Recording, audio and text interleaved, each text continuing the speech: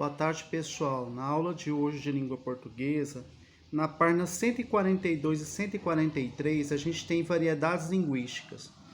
Então, olha só, o livro de José Roberto Toreiro, Os 8 Pares de Sapatos de Cinderela, permite ao leitor fazer uma interessante brincadeira de leitura. Ou seja, escolher uma dentre várias versões de trecho possíveis para o conto Cinderela. Veja as variações das frases a seguir que narram a chegada de Cinderela ao baile. Então, essas frases estão no livro, né? Cinderela estava um arraso, tanto que Romilda, Cremilda e a madraça não a reconheceram. Cinderela estava um show, né? Cinderela estava um estouro. Cinderela estava um uau. Cinderela estava um pitel. Cinderela estava uma teteia. Então vocês podem ver que todas essas variações que estão colocadas aqui, ó, elas poderiam estar substituindo esse um arraso aqui, ó.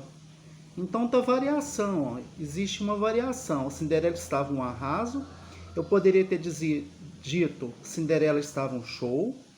Eu poderia ter dito Cinderela estava um estouro, ou Cinderela estava um uau, Cinderela estava um pitel, Cinderela estava uma teteia. Aí, com base nisso aqui ele fala primeira pergunta, qual das expressões a seguir tem significado semelhante ao das expressões destacadas no texto acima? Aí vocês vão marcar, tá? Depois, as expressões destacadas no texto são gírias, né? Então, são maneiras diferentes e maneiras cotidianas da gente representar uma pessoa. Então, o narrador as usou para descrever a personagem. A gíria costuma estar ligada ao falar de determinado grupo social, mas pode ter seu uso ampliado socialmente. Além disso, está sempre se renovando, né? Ela revela o dinamismo da língua e a criatividade dos falantes, que são as pessoas que estão falando.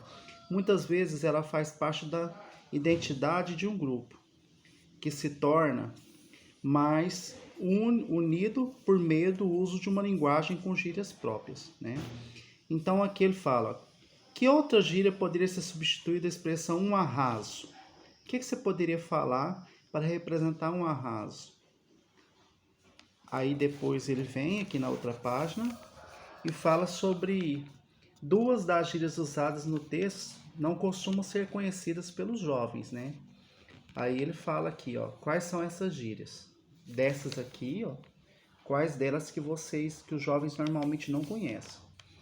Aí aqui ele fala assim, ó, você já ouviu uma gíria? Sua ficha ainda não caiu? Então é uma maneira de dizer, né? Você sabe o que significa? Então ele pediu para conversar com os colegas, vocês não têm como fazer isso, mas assinale o significado dessa expressão. O que significa? Sua ficha não caiu? Ó, você já notou que a língua varia com o passar do tempo. Então, tem hora que sou mais velho, eu falo umas coisas que os meus filhos mesmo ficam perguntando, o que significa isso, né?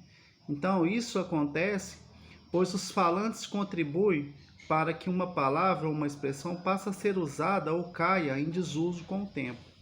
Então tem palavras que eu ainda falo que as pessoas mais novas ficam pensando, o que significa isso, né?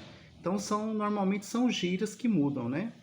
Aí ele pede para ler aqui, ó, ler um trecho da crônica Antigamente, de Carlos Drummond de Andrade, que fala, antigamente as moças caminhavam-se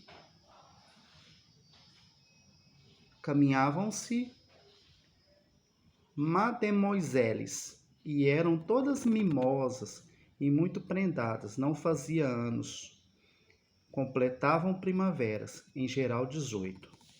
Ele usou duas expressões, ele está perguntando qual das expressões o autor considera antiga. Aí ele pergunta, em uma frase usando outra expressão que corresponda a fazer anos, que significa fazer anos?